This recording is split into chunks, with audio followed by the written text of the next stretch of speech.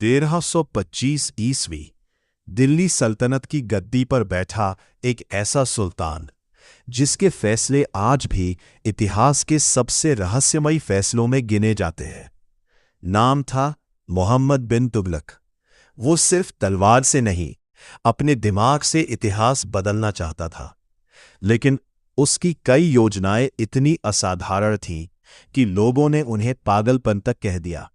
और यहीं से शुरू होती है एक ऐसे शासक की कहानी जो अपने समय से शायद बहुत आगे था। मोहम्मद बिन तुगलक पढ़ा लिखा था। अरबी, फारसी, गणित, दर्शन और तार्कशास्त्र में उसकी गहरी रुचि थी। लेकिन इतिहास उसे सिर्फ विद्वान शासक के रूप में याद नहीं करता। उसके सबसे चर्चित फैसलों में से एक था राजधानी को दिल्ली से दौलताबाद ले जाना।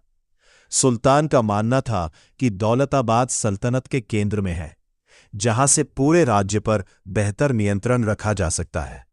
लेकिन हजारों लोगों का लंबा और कठिन पलायन शुरू हुआ। कई परिवार रास्तों में टूट गए और कुछ वर्षों बाद राजधानी फिर दिल्ली वापस लानी पड़ी। इतिहासकार आज भी बहस करते हैं, क्या ये दूरदर्शिता थी या प्रशासनिक भूल? तांबे और पीतल के सिक्कों को चांदी के बराबर मूल्य देना। सुल्तान चाहता था कि खजाने पर दबाव कम हो और व्यापार तेजी से बढ़े। लेकिन समस्या शुरू हुई नकली सिक्कों से। लोगों ने घरों में ही सिक्के बनाने शुरू कर दिए। बाजार में असली और नकली का फर्क मिटने लगा और पूरी आर्थिक व्यवस्था हिल गई। इसके बाद विद्रोह बढ़े, प्रांत अलग होने लगे और सल्तनत की पकड़ कमजोर पड़ती गई। 1351 ईस्वी में सिंध अभियान के दौरान मोहम्मद बिन तुगलक की मृत्यु हो गई।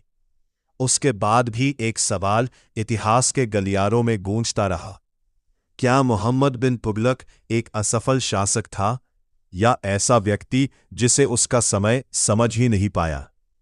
इतिहास आज भी इसका जवाब तलाश रहा है।